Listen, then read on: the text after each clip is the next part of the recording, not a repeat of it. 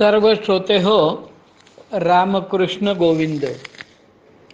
आपण भागवत दशमस्कंध आणि त्यातील 87वा अध्याय म्हणजे वेदस्तुती या अध्यायावरती चिंतन करत आहोत. आपला उद्देश आहे ब्रह्मतत्व जाणून घ्यायचं. ब्रह्म म्हणजे काय हे जाणून घ्यायचं हा या अध्यायाचा विषय आणि आपल्या प्रवचनाचा पण विषय. यापूर्वी या विषयावर 2 प्रवचनं झाली आहेत आणि त्यापैकी पहिल्या प्रवचनात या विषयावरती आपण सखोल चिंतन केलं की मी 30, 35, 45, 50 या वयात सुद्धा ब्रह्म का जाणून घ्यावं या विषयावरती आपण चिंतन केलेलं आहे. ज्याला ते प्रवचन मिळालं नसेल, आजच्या प्रवचनाच्या आधीची 2 प्रवचनं मिळाली नसतील, त्यांनी मला संपर्क करावा.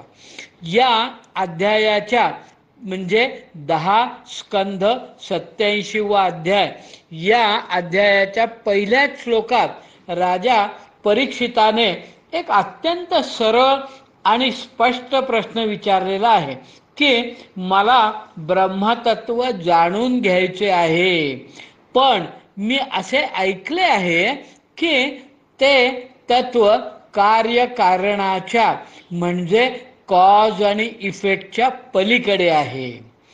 शिवाय ते तत्व सत्व रज आणि तमोगुणाच्या पलीकडे आहे, म्हणजे गुणातीत आहे. आणि तिसरी गोष्ट जी मी ऐकली ती म्हणजे ते तत्व वाणीने आणि मनाने सांगता येत नाही, समजून घेता येत नाही. थोडक्यात ते अनाकलनीय आहे, अर्थात लौकिक इंद्रियांच्या कक्षेत येत नाही, माझ्या बुद्धीच्या कक्षेत येत नाही. मग मी ते ब्रह्म कसे काय जाणू, असा राजा परीक्षिताने शुकाचार्यांना प्रश्न विचारला. याबद्दलचे स्पष्टीकरण या 10वा स्कंद अध्याय 87 मधील 14व्या श्लोकापासून पुढे दिले आहे आणि आपण खरे तर त्यावर चिंतन करणार आहोत. पण बुद्धीच्या कक्षेच्या पलीकडे जर ते तत्व आहे, ते तत्व जर मनाने जाणता येत नाही, तर ते कसे काय जाणायचं?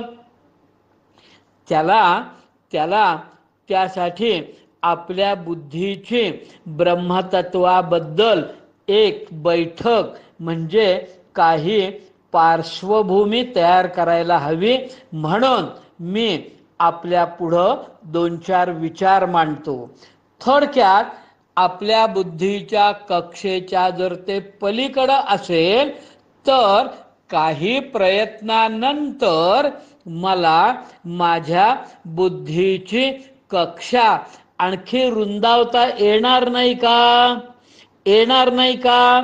आकाशवाणी सांगली केंद्राची कक्षा 40 किलोमीटर, त्याच्या पलीकडं त्याच्या वेव्ज जात नाहीत. पण मी समजा अशी काही मशिनरी बसवली आणि अपग्रेड केलं तर आकाशवाणी सांगली केंद्र सुद्धा BBCच्या तुलने एवढं होऊ शकतं. काही प्रयत्न करायला पाहिजे, कक्षा रुंदावायला पाहिजे. त्या दृष्टीने आपण थोडा विचार करू. विश्वामित्र, जमदग्नी, भरद्वाज, गौतम आणि वसिष्ठ यांच्यासारखे यांच्यामध्ये ब्रह्मतत्वाबद्दल परस्पर विचार मांडले गेले बरं का. प्रत्येकाने ब्रह्मस्वरूपाबद्दल आपले विचार मांडले, आपल्या कल्पना मांडल्या. विश्वामित्र काय म्हणाले? अंतरिक्षातील सर्वांना धरून ठेवणारी शक्ती म्हणजे ब्रह्म. श्रोते हो, आपली पृथ्वी ही अंतरिक्षात आहे आणि आपण पृथ्वीवासी आहोत. तर तर मग आपणा सर्वांना धरून ठेवणारी जी शक्ती ते ब्रह्म, असे विश्वामित्रांचे मत.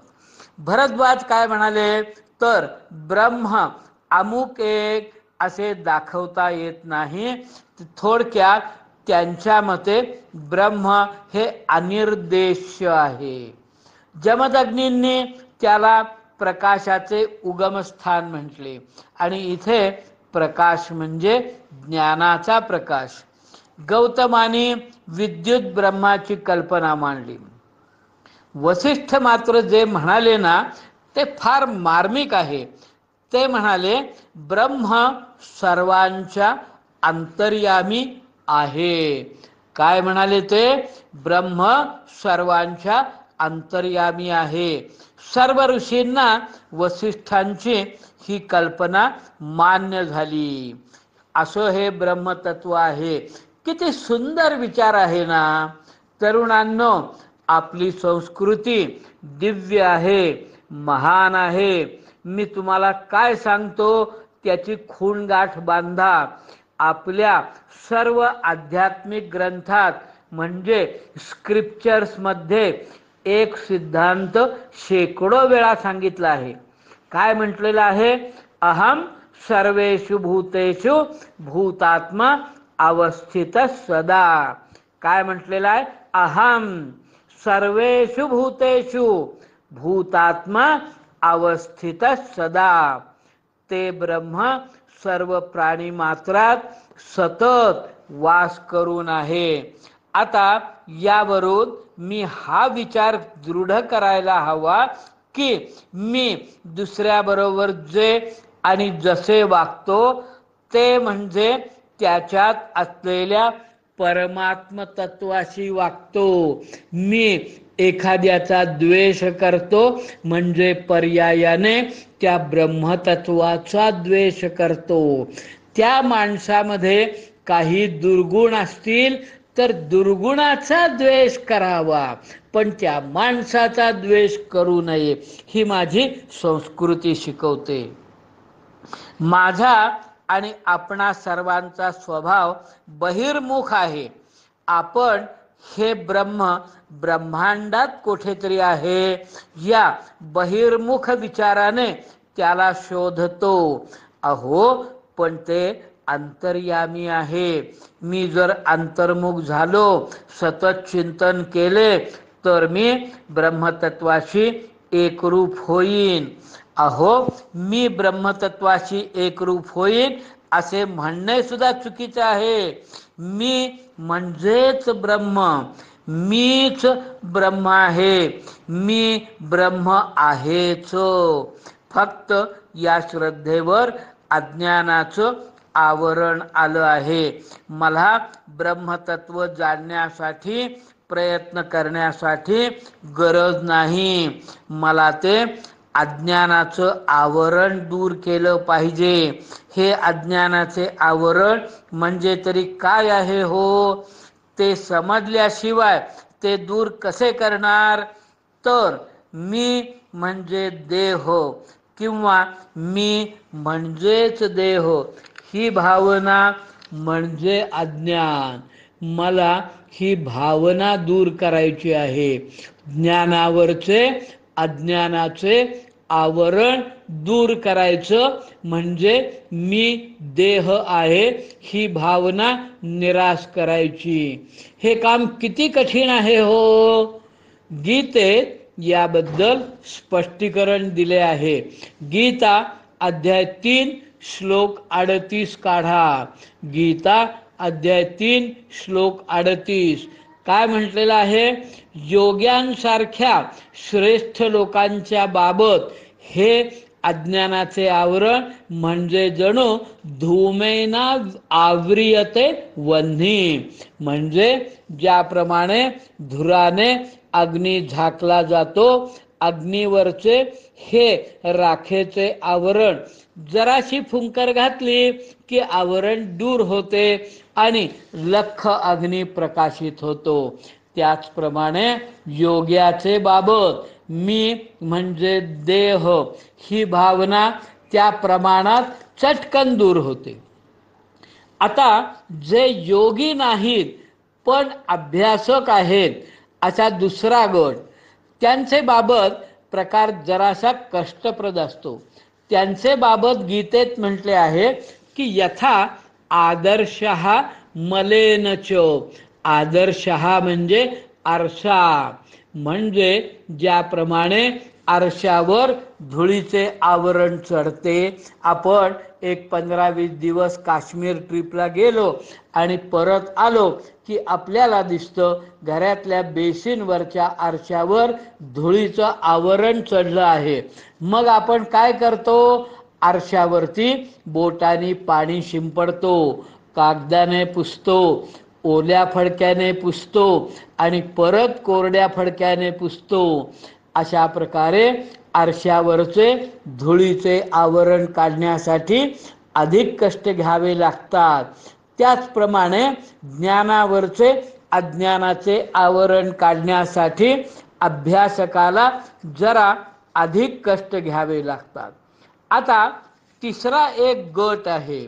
मग आपल्यासारख्या भोगी लोकांच्या बाबत काय? त्यांना किती कष्ट घ्यावे लागत असतील? भगवान म्हणतात यथा उल्बेन गर्भः आवृतः, म्हणजे ज्या प्रकारे वारेने गर्भ झाकलेला असतो. गर्भावरील वारेचे आवरण काढण्यासाठी 9 महिने लागतात, म्हणजे खूप खूप कष्ट घ्यावे लागतात.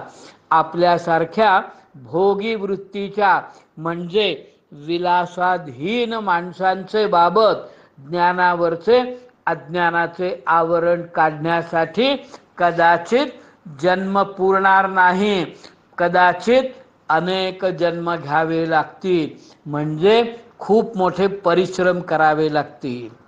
मुद्दा काय आहे? तर मीच ब्रह्म आहे ही भावना मला दृढ केली पाहिजे. मला बहिर्मुखता सोडून अंतर्मुख झाले पाहिजे.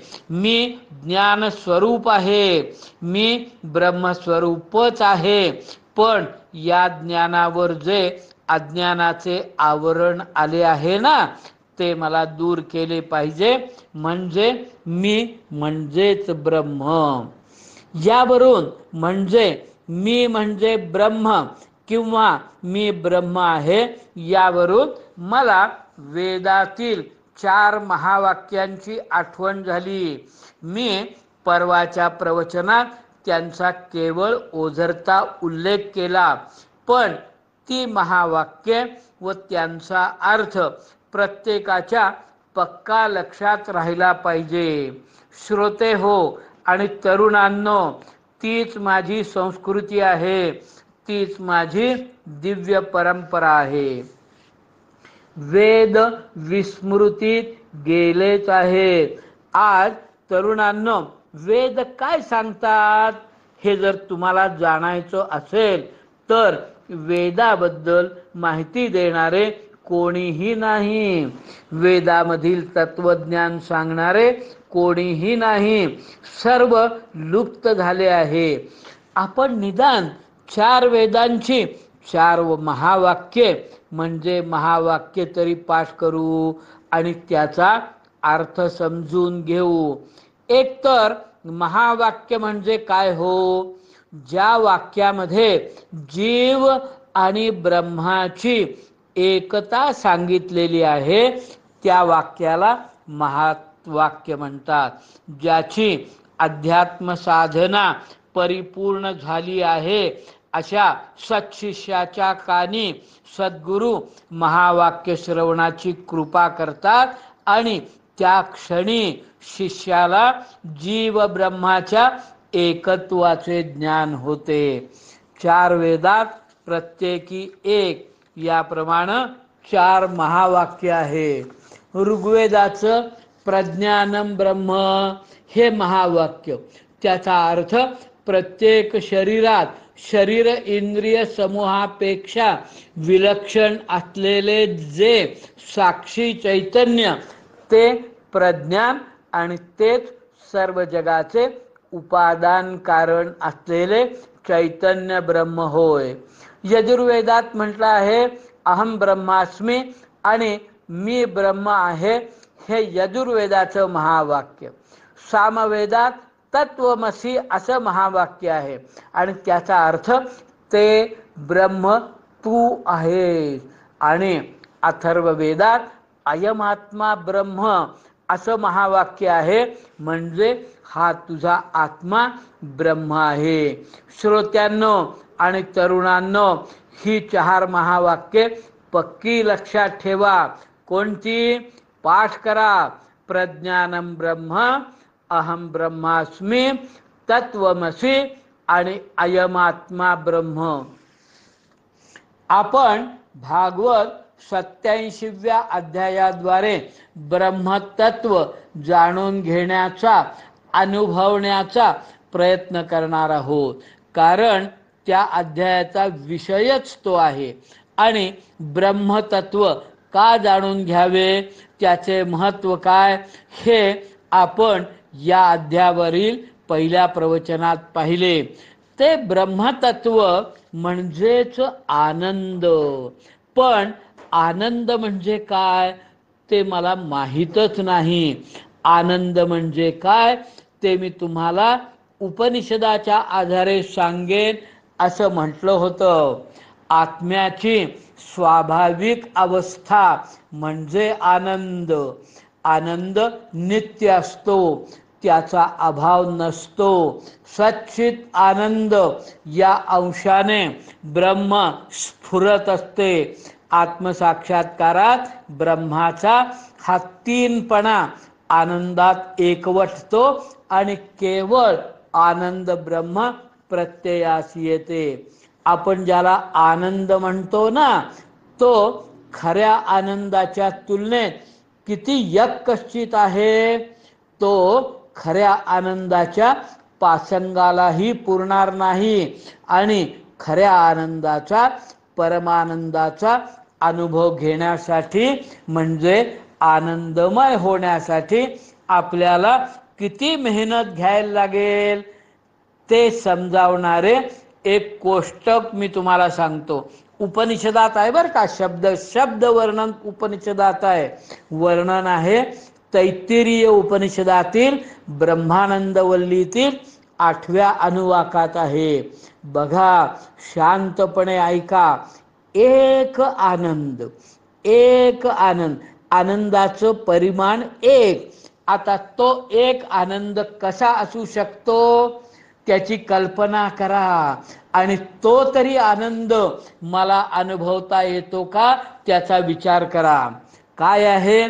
तरुण असावे, आचरण श्रेष्ठ असावे, चांगले कुल असावे, वेदाध्ययन म्हणजे शिक्षण, उच्च शिक्षण पूर्ण असावे, शासन कारभारात अत्यंत कुशल असावे, सुदृढ असावे, बलवान असावे, सौंदर्यवान असावे, धनवान असावे, पृथ्वीवर राज्यकारभार करण्याची क्षमता असावी, सर्व गुणसंपन्न असावे.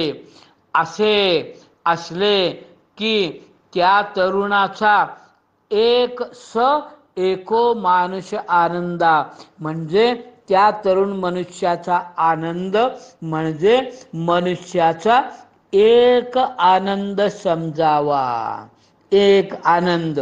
आता त्याच्या पुढं कोष्टक बघा. तरुण मनुष्याच्या या एका आनंदाची 100 पट म्हणजे गंधर्वांचा एक आनंद. गंधर्वांच्या या एका आनंदाची 100 पट म्हणजे देवगंधर्वांचा एक आनंद. देवगंधर्वांच्या या एका आनंदाची 100 पट म्हणजे पितृलोकाचा एक आनंद. पितृलोकाच्या एका आनंदाची 100 पट म्हणजे आजान देवाचा एक आनंद. आजान देवाचा एक आनंद म्हणजे देवतांचा एक आनंद. देवतांच्या अशा एका आनंदाची 100 पट म्हणजे कर्मदेवाचा एक आनंद. कर्मदेवाच्या या अशा एका आनंदाची 100 पट म्हणजे इंद्राचा एक आनंद. इंद्राच्या या अशा एका आनंदाची 100 पट म्हणजे बृहस्पतीचा एक आनंद समजावा. बृहस्पतीच्या या अशा एका आनंदाची 100 पट म्हणजे प्रजापतीचा एक आनंद समजावा. आणि प्रजापतीच्या या एका आनंदाची 100 पट म्हणजे ब्रह्माचा एक आनंद समजावा. आणि हा ब्रह्माचा एक आनंद म्हणजे परमानंद. मला त्या परमानंदाशी एकरूप व्हायचं आहे. कल्पना आली? श्रोते हो, या जगात जितक्या प्रकारचे जे जे आनंद दिसतात, अनुभवायला येतात किंवा ऐकायला मिळतात ते या ब्रह्मानंदाच्या तुलनेत अत्यंत तुच्छ आहे. मग मला सांगा, प्रार्थना ब्रह्मानंदाची करायची का मनुष्यानंदाची करायची? आपण या ब्रह्मानंदाच्या एका अंशाला धारण करून जगत असतो.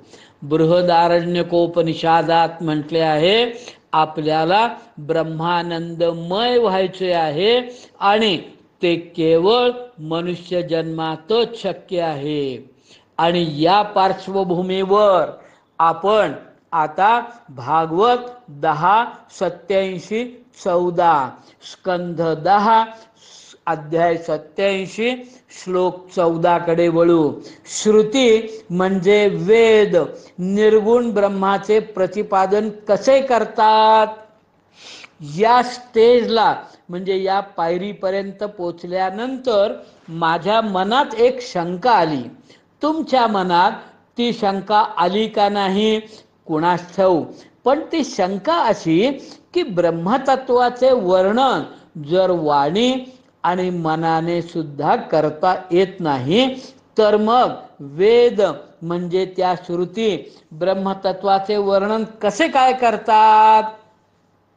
याला उत्तर 2 प्रकाराने देता येईल. ते ब्रह्मतत्व शब्दांच्या पलीकडे आहे हे खरे. विष्णू सहस्त्रनामात म्हटल्याप्रमाणे ते शब्दातीत आहे, पण आपण त्याला शब्दबद्ध करण्याचा दुबळा प्रयत्न करायचा. आणि आणखी वेगळे आपण काहीच करू शकत नाही. दुसरी गोष्ट म्हणजे आपल्याला ब्रह्मतत्व जाणायचे नसून ते अनुभवायचे आहे. श्रुती शब्दांच्या सहाय्याने त्याचे अशा प्रकारे वर्णन करतात की आपणास ते अनुभवता यावे.